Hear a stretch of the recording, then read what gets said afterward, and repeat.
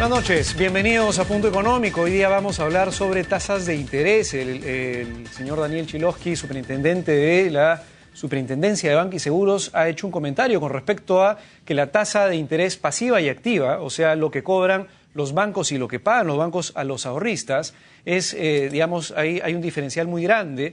Ha comentado que va entre 3% lo que le cobra, digamos, lo que le paga a un ahorrista y 50% lo que podría cobrarle a un microempresario, y que deberían, digamos, estas tasas tender a un punto medio. Vamos a hablar sobre este tema en la primera parte del programa con el señor Enrique Díaz Ortega. Él es presidente de MSIF, una consultora financiera, y también vamos a tener en la línea telefónica al señor Alberto Morisaki, subgerente de estudios económicos de Asban.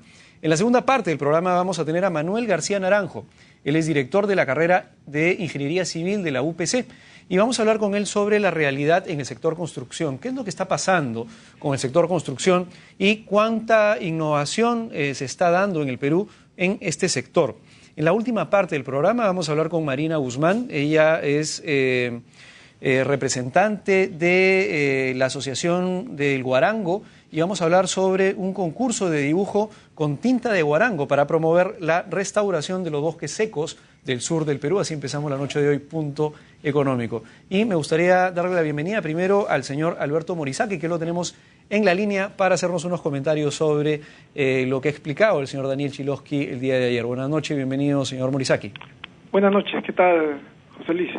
¿Qué tal? El señor Daniel Chilosky básicamente ha hecho el comentario en torno a que las entidades financieras peruanas tienen una tasa de interés que le pagan al público relativamente baja. Estamos hablando de 3%, 4%, 5%, digamos en el mejor de los casos probablemente. Y por otro lado, en un mercado en específico, básicamente el mercado que tiene obviamente más riesgo, que es el mercado de microempresarios, podría estar cobrando tasas del 50%. En realidad, en la web de la Superintendencia de Banca y Seguros, el promedio de tasa para microempresa es de 39%, tasa efectiva anual en soles. Y que esta diferencia, digamos, entre lo que el banco cobra y lo que el banco paga, este diferencial, este spread, debería tender a reducirse. ¿Qué es lo que piensas, Van, sobre este tema? Te podría comentar que el nivel del spread bancario en el país es consecuencia del riesgo crediticio que asume la entidad financiera a prestar a segmentos del mercado justamente más riesgosos, ¿no? Como son los pequeños o microcréditos, ¿no? Y créditos de consumo de bajo monto, ¿no? Hay un alto costo ahí por administrar justamente también estos montos pequeños de créditos, ¿no?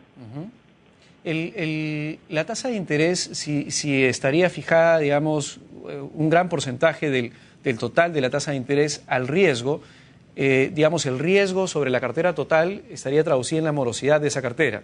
Claro. En el caso de los créditos de microempresariales, ¿cuál es la tasa de morosidad? Por ejemplo, en créditos microempresas la tasa de mora está en 4% y en pequeña empresa un poco más de 6%, ¿no?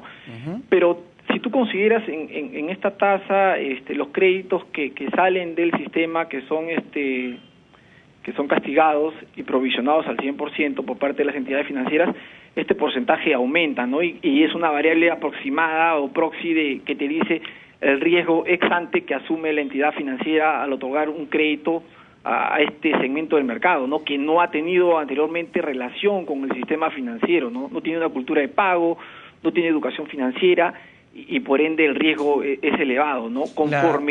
Lo que sucede es que conforme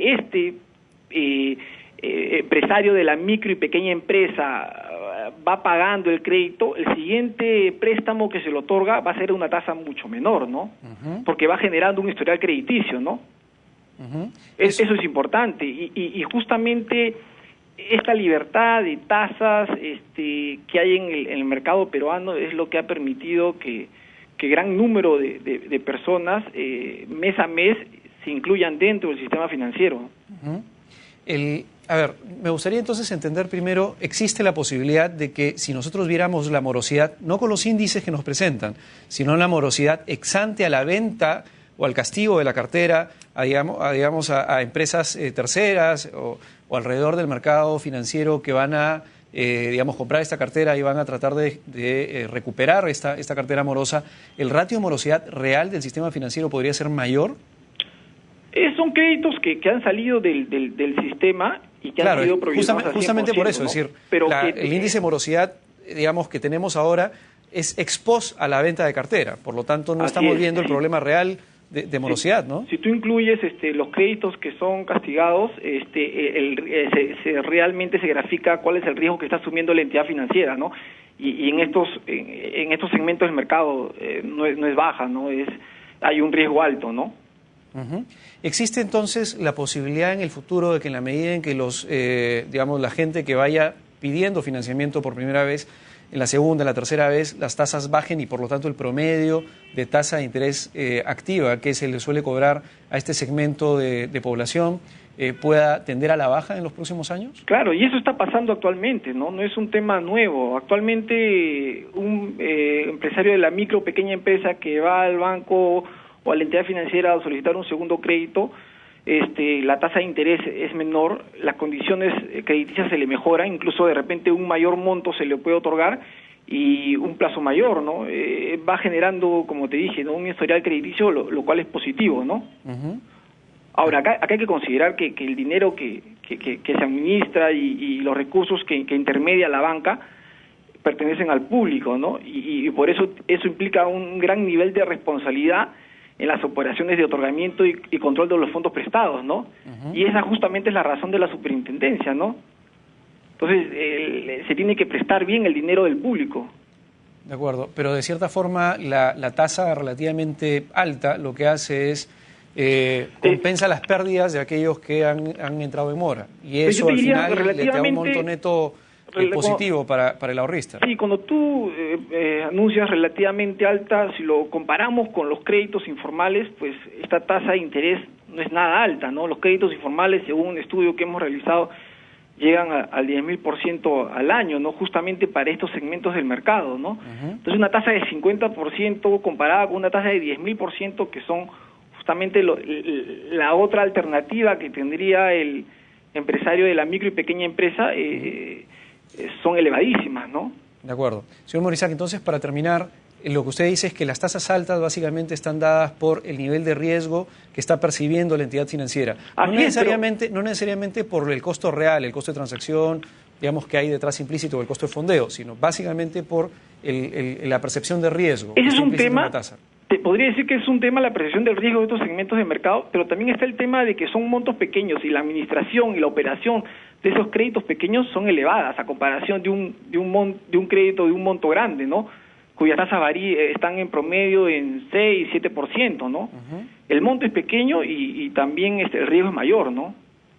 Entonces todo eso significa que la tasa de interés sea alta para la microempresa o pequeña empresa, ¿no? Ahora, hay otros temas estructurales que se deben mejorar para llegar justamente a que este margen, este spread se reduzca en el tiempo, ¿no?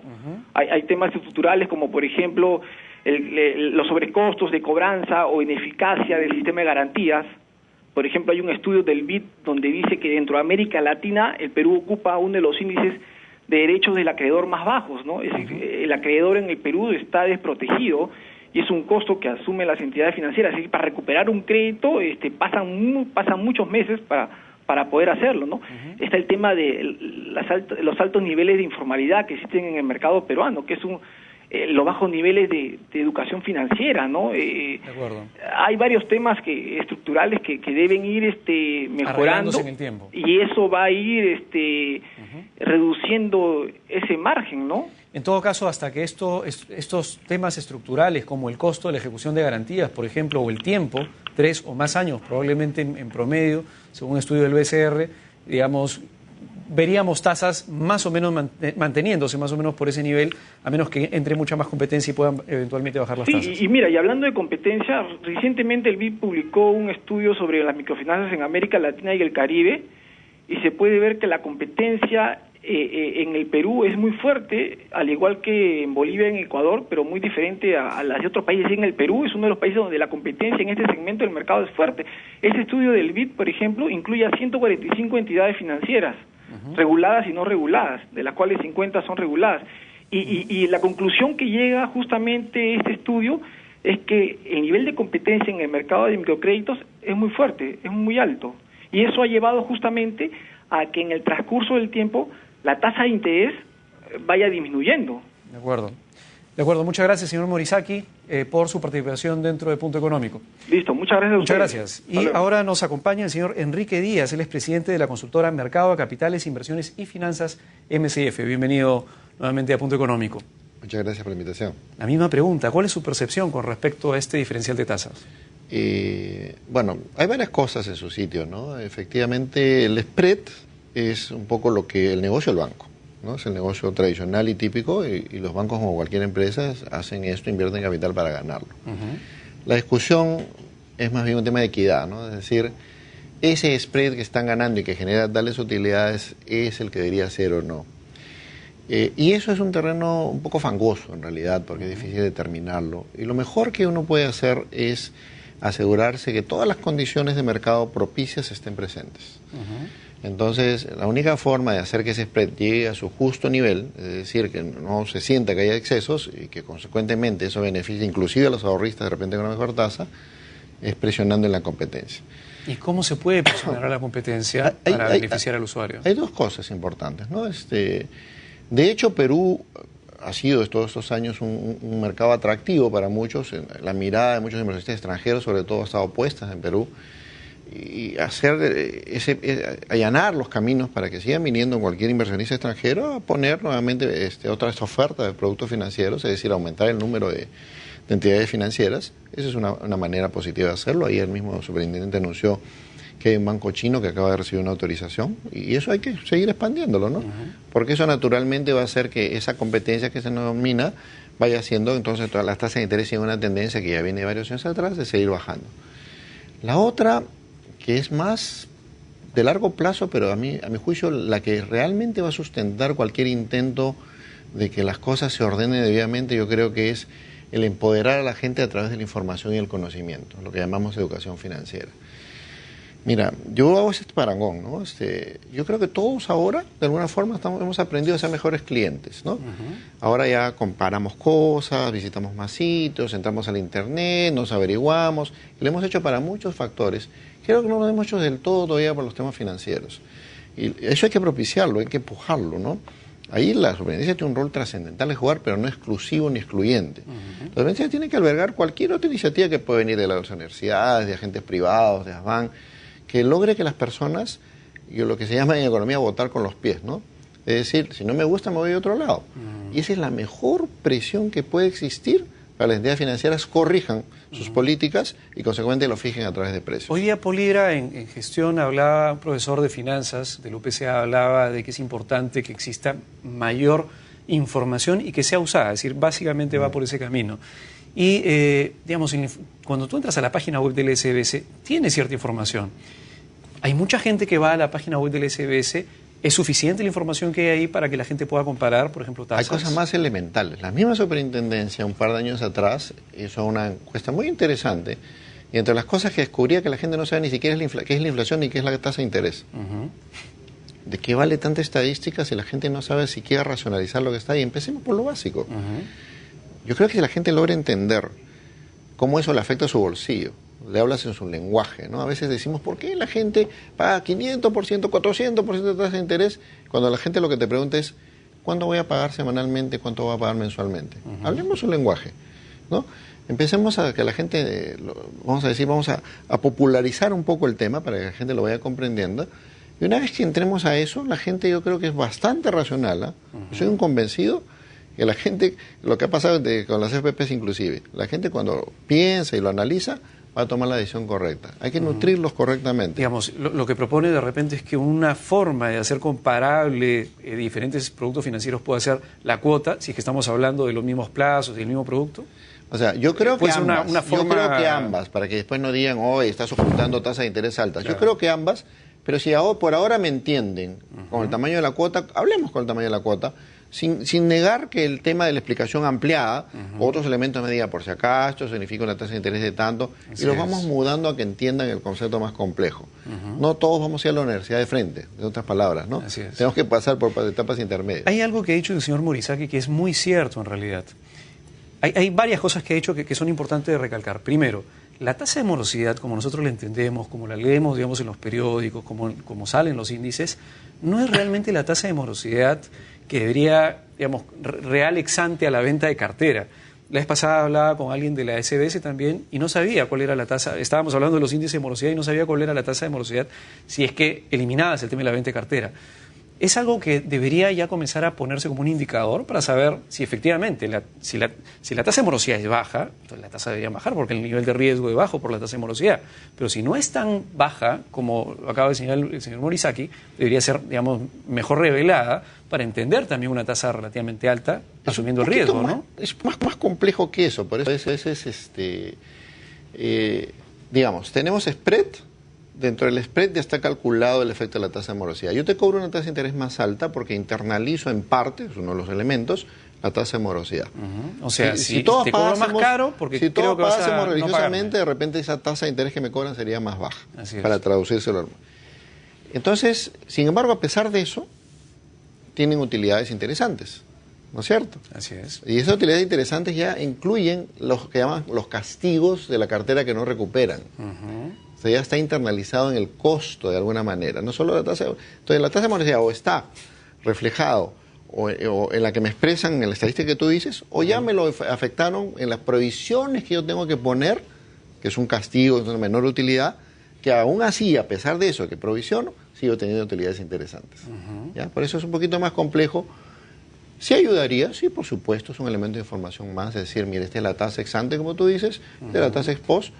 Creo que sinceraría en el entendimiento también del manejo de algunas entidades financieras, ¿no? Para que sea más transparente el tema, ¿no? Porque el tema es que ahí tú dices, oye, la tasa de interés, la tasa de morosidad está súper baja. Oye, pero un momentito, es que has vendido parte de tu cartera mala también. O sea, veamos el big picture, ¿no? El panorama completo. Hay otro tema que explicó el señor Morizaki que creo que es muy importante, que tiene que ver básicamente con lo que está alrededor del sistema financiero. Si el sistema financiero le es complicado cobrar porque los mecanismos de ejecución, por ejemplo, de garantías, son un dolor de cabeza, y recuerdo un paper, digamos, un trabajo de investigación que hizo la gente del BCR en algún momento, que explicaba que las tasas de interés podrían bajar, por ejemplo, si es que bajara el tiempo en que se ejecuta una garantía. Eso no está sucediendo, digamos, todavía con fuerza en el Perú. Eso es parte, es decir, lo que dice el señor Morizaki, es parte de hacia donde deberíamos ir en reforma estructural para bajar las tasas de interés. A ver, sí, pero yo no sé si sea determinante, ¿no es cierto? Yo creo, insisto, si uno empieza a desmenuzar el componente, ¿qué cosa explica que la tasa de interés todavía no sea lo más baja que quisiéramos? Está el tema que estamos hablando de la morosidad, el tema de la no ejecutabilidad de las garantías, está el costo de financiamiento, ¿no es cierto? El riesgo en general. El riesgo tiene diferentes matices, no solamente es el crediticio, hay diferentes tipos de riesgos. Entonces es un tema que se va estudiando y se va percibiendo, ¿no? Al final, el tema se va a reducir en la medida que colgamos dos cosas: disminuyamos los riesgos y metamos más competencia. ¿Sí? Insisto en el tema de la competencia. Ahora, ¿cómo mejoraremos el tema de los riesgos? Conociendo mejor sobre todo a quién le estoy prestando, ¿no es cierto? Hay centrales de información, centrales de riesgo. Ayer hablaba de una propuesta muy interesante del test psicométrico del superintendente. Son nuevas formas de tratar de detectar si tú vas a ser o no vas a ser un buen pagador, ¿no? Todo eso, en la medida que contribuimos a disminuir los riesgos, yo creo que eso, más la comprensión competitiva, debería tender a bajar la tasa de interés. Dudo yo, honestamente, que estos cambios o bajadas de tasas de interés sean procesos abruptos. En cualquier parte del mundo, ¿no?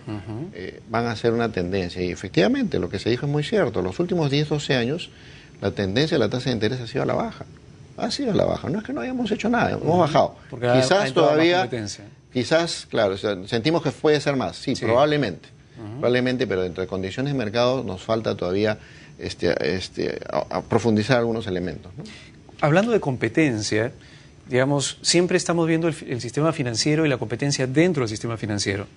Eventualmente, en algún momento, el mercado de capitales podría comenzar a competir con el sistema financiero en este segmento de mercado también en el futuro, ¿o no? ¿O es más complicado? ¿Te refieres a qué lado? ¿Al lado del...? Los fondos de inversión dentro del mercado de capitales en una bolsa, digamos, claro, paralela podría ser un esquema. Sí, por supuesto, por supuesto. El gran sueño, digamos, muchas veces que el mercado de capitales sea el alternativo de los bancos y vaya presionando pues una forma de financiamiento mucho más barata.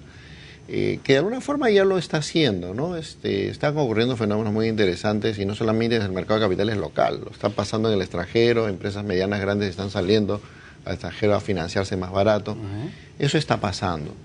Pero también no lo mire solo por eso. Yo creo que el mercado de capitales, como ha empezado a enseñar el gobierno a través de la ley del Tesoro, puede ser una competencia también de pagar mejores tasas de interés versus los depósitos de ahorro. Con lo cual también reduces el diferencial. Claro, hay que verlo en los dos efectos, ¿no? Hay algo que está sucediendo a nivel internacional. En Estados Unidos está muy fuerte, que es el crowdfunding, que es el financiamiento, el peer-to-peer lending, el financiamiento de muchos contra muchos. Y el 23 de octubre la SEC, que viene a ser, digamos, la Superintendencia de Mercado y Valores peruana en Estados Unidos, está sacando ya regulación con respecto a este tema. Google acaba de invertir, digamos, una cantidad, varios millones de dólares en una empresa que ahora está valorizada en 1.500 millones de dólares, que se llama Lending Club, donde a nivel internacional ya han colocado más de 2.000 millones de dólares en financiamiento de gente que coloca directamente a gente. Y la lógica detrás es tratar de que este spread justamente se reduzca, la tasa activa y la tasa pasiva se reduzca. Y ha ocurrido algo muy interesante, que es que Larry Summers, que es digamos, viene a ser como un ex ministro de Economía y Finanzas peruano, ha entrado dentro del directorio de esta empresa. Y digamos, si se está moviendo todo en Estados Unidos todo un tema con respecto a que este crowdfunding comience a ser una alternativa justamente para lo que habla el señor Chilosky, reducir el spread entre tasa activa y tasa pasiva, lo que me cobran y lo que paga en las entidades financieras. Esto, digamos, es importante. ¿Crees que puede ser una ola bastante importante que venga desde Estados Unidos o desde Europa probablemente? Hay una corriente muy interesante en ese aspecto, pero sobre todo hay que tener en cuenta que es un proceso todavía en inicio, ¿no? O sea, la SEC, después de un año de evaluación, ha dicho, perfecto, yo te voy a dejar invertir, pero empecemos con lo que se llama los qualified investors, es decir, los que saben cómo defenderse. Entonces recién, posteriormente, va a ir abriendo otro. Es una regulación que se está construyendo tanto en Estados Unidos como en Europa, y nosotros estamos un poquito más lejos que eso, ¿no? Hay que mirarlo, hay que seguirlo. En Perú no está regulado el tema, ¿no? Lo que sí sería pertinente es empezar a mirar cómo se regularía, ¿no? Y le vamos dando cabida potencial a esto. La discusión, hay un debate muy grande en Estados Unidos acerca de esto, porque es una experiencia que se está construyendo.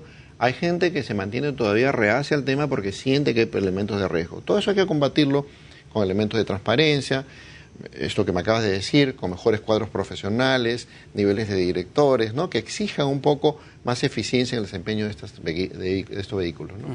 Ahora, hay otro tema que queríamos tratar, que es el tema de las AFPs. Las AFPs tienen dinero de un montón de gente peruanos que ponen su dinero en estos fondos para su jubilación, y las AFPs pueden invertir o en el Perú o pueden invertir en el extranjero.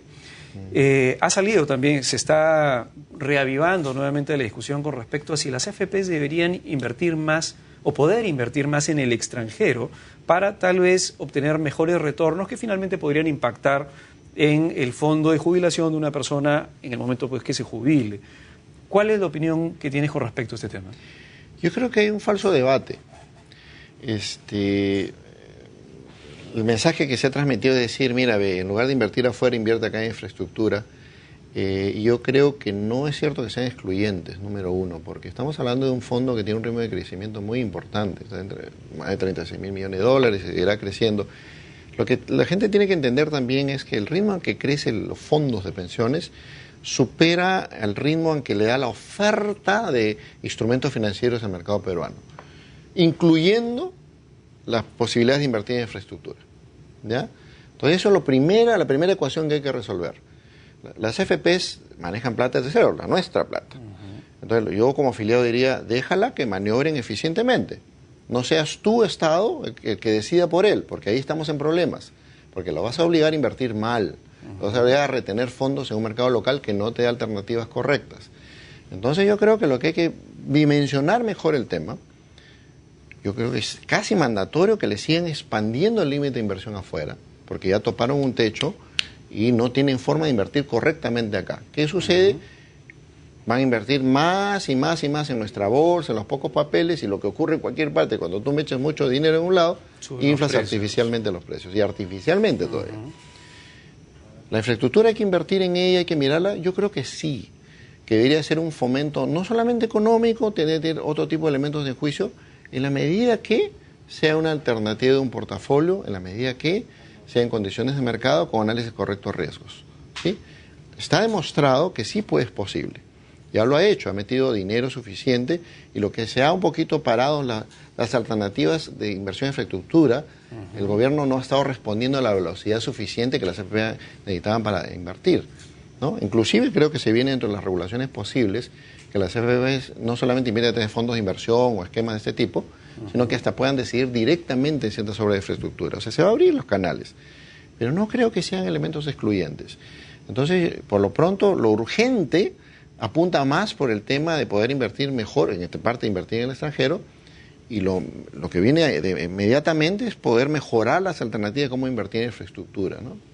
Eso quiere decir que es importante, en todo caso, el mensaje que trata de transmitir es que digamos, se le dé mayor capacidad a las AFPs de poder invertir el día de hoy afuera, sí, porque ese dinero, digamos que es dinero de todos nosotros, se está invirtiendo mucho en el país y el problema es que tampoco no es que haya mucho en dónde invertir. ¿Esto, digamos, podría ya estar generando un efecto de burbuja de precios en ciertos activos hoy? Mira, nuestro mercado en general accionario, lo que tú ves es que ha ido perdiendo y perdiendo liquidez, ¿no? O sea, ¿y eso qué significa? Que las FPs, y pierden liquidez en acciones y pierden bonos. Las FPs es conocido que sale una emisión local de bonos, se las compran las FPs y no se negocia más. Entonces eso te demuestra pues que hay una capacidad de compra muy fuerte, cuando lo normal en los mercados de capitales es que haya de las dos cosas, ¿eh? Para eficiencia del mismo. Que haya nuevos emisores colocando instrumentos y que haya un movimiento secundario porque eso te permite tener precios claros, transparentes, ¿no es cierto? Esto segundo no está ocurriendo, ¿no es cierto? Entonces yo creo que sí, o sea, las FP ya deben estar en varias acciones, por ejemplo, topando límites importantes, que no vale la pena seguir propiciando esa alternativa digamos, por la salud del mercado en general y por supuesto por los bolsillos de los afiliados, ¿no? A ver, ¿alguien ha hecho, sabes, algún tipo de estudio, algún tipo de análisis de cuánto podría estar perdiendo el bolsillo de los afiliados que nos están viendo en términos de rentabilidad promedio anual? ¿Cuántos puntos de rentabilidad promedio anual se podría estar perdiendo? ¿Alguien ha hecho ese análisis? No que yo conozca, pero mire, quizás la forma de transmitirlo alternativa es esto. A veces se dice, ¿no? Se genera, no, que vas a invertir en el exterior, vas contra los intereses nacionales. No, pero eso es falso. Uno invierte en el exterior no por un tema de patriotismo, ¿no? Es para cuidarnos los bolsillos y para una cosa financieramente que se llama administrar mejor el riesgo. Y diversificar tu portafolio. Hace unos meses alguien dijo, ya nos llegó la crisis, ¿no es cierto? O sea, ¿qué pasa si toda tu plata la tenías puesta en Perú? Toda tu plata de los afiliados. ¿Qué iba a pasar si efectivamente se manifestaba eso de una peor forma? Si iban a caer el valor de los fondos y todos íbamos a perder. Diversificar significa estar en varios sitios, en varios sectores, en varias realidades, de forma tal de compensar una pérdida con la otra. Por eso es importante salir al exterior, no solo por el tema de la escala propia, que ya es estrecha para los fines de las FP, ¿no? Ahora, la gente que nos está viendo probablemente diga, quiero saber, digamos, el grueso de mi dinero, ¿a dónde se está yendo? ¿Cuánto porcentaje del dinero que todos los peruanos tienen en AFPs se está yendo a comprar deuda pública? O sea, a financiar, digamos, no de financiar directamente, porque hay una curva, digamos, de rendimiento, pero, digamos, ¿cuánto está puesto, cuánto está parqueado en título del Estado? Del Estado peruano. El Estado peruano. Yo entiendo que ese número está bordeando del 15 y 20%, ¿no? Que es hasta donde yo lo llevaría. Si bien es cierto, teóricamente puede llegar hasta 30%, pero hay que, como dice, no hay que tentar al demonio nunca, ¿no? O sea, las experiencias, sí, hay experiencias muy malas a nivel internacional que cuando el Estado empieza a ser tu principal deudor, como pasó en Argentina, dijo, como yo te debo, mejor yo me llevo lo que falta y después te pago, ¿no? Entonces hay que evitar extremos, ¿no? Está bien, es bastante razonable estar en esos niveles. Para que nos des una visión un poquito más clara, si reunimos la plata de toda la gente, reunimos todos los fondos de las FPs, tenemos 100 soles, para que la gente nos entienda bien, ¿cuántos soles están yendo a qué segmentos, a qué sectores? Bueno, para tener primero por el tipo de instrumento, yo diría que debe estar entre 15 y 20% en papeles del gobierno, deben haber como 30 en acciones, ¿no es cierto? 36 afuera del país, 36 de estos 100, y el resto se reparten entre fondos especiales, ahí hay infraestructura, y otro poquito también para lo que llaman instrumentos de corto plazo líquidos. ¿Por qué tienen que tener las AFPs liquidez? Porque a pesar de que mucha gente recién se va a jubilar en 20, 15, 30 años, hay gente que ya se está empezando a jubilar y parte del dinero lo tienes que tener en efectivo para empezar a pagar las pensiones, ¿no? Sabemos que el ritmo de crecimiento de los fondos no es bajo, sabemos que, digamos, mensualmente está viniendo cada vez más plata a los fondos. Asumiendo la misma estructura de inversiones, significa que, digamos, cada vez el 30 y tantos % del portafolio nuevo va a seguir invirtiéndose en acciones dentro del país. Eso es así. Podríamos estar, digamos, en algún momento en problemas en el sentido de que el 30 y tantos % de cada nuevo sol que entra a una FP se sigue invirtiendo en la bolsa. Serísimos problemas, porque no ha habido un incremento de emisores ni de emisiones importantes a nivel de acciones en los últimos 20 años. Ha habido algunas cosas esporádicas, ¿no? Pero no al ritmo que estamos hablando, ¿no? Entonces, la historia se ve bien diferente si de repente el número de acciones en la bolsa empieza a subir de los que son, ¿no? 260, para ser 500, para ser 700, para ser 1000. No se ha movido casi. No, para nada. Entonces, lo que haces, como decíamos hace unos minutos, es que a las mismas acciones, de alguna forma, le estás presionando y gastando más y más, y estás inflando los precios indebidamente, ¿no? ¿Eso quiere decir que probablemente hoy tengamos precios un poquito inflados en la bolsa? Eso habría que medirlo. Yo lo que digo es que si no lo estamos, podríamos estar presionando a que sí sea, ¿no? Entonces, hay que darles canales de salida, ¿no? Y eso, el mismo Estado lo ha entendido. El Estado no emitía bonos hace 7, 8 años. Sí, pues. Y ha empezado a emitir bonos, un poco obviamente para financiar su presupuesto, pero otro para aprovechar esta suerte de excedente de liquidez que tenían las FP, ¿no? ¿Qué recomendación finalmente le darías a la SBS en general? ¿Qué medidas debería estar tomando para tratar un poquito de ayudar en ese tema? Yo sé que lo que se está haciendo es tratando de regular pues la reforma que se dio hace año y medio, ya casi, permitía varias cosas, entre esas empezar a darle mayores márgenes de alternativas de inversión a las FPs.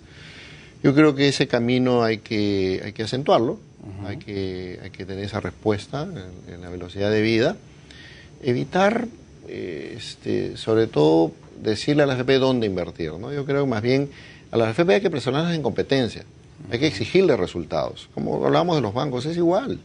Darle los elementos, darle la flexibilidad y después presiona a la que dé respuesta y los afiliados enseñarnos a cómo entender si nos están dando la plata que nosotros esperamos y consecuentemente los afiliados convertidos en que se exigen mejores resultados, ¿no?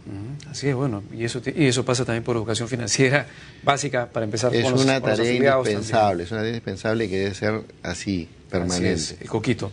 Muchas gracias, Enrique, por venir a Punto Económico. Ha sido Enrique Díaz Ortega, presidente de Consultora de Mercado, Capitales, Inversiones y Finanzas. Volvemos en la segunda parte del programa para hablar del sector construcción. Volvemos.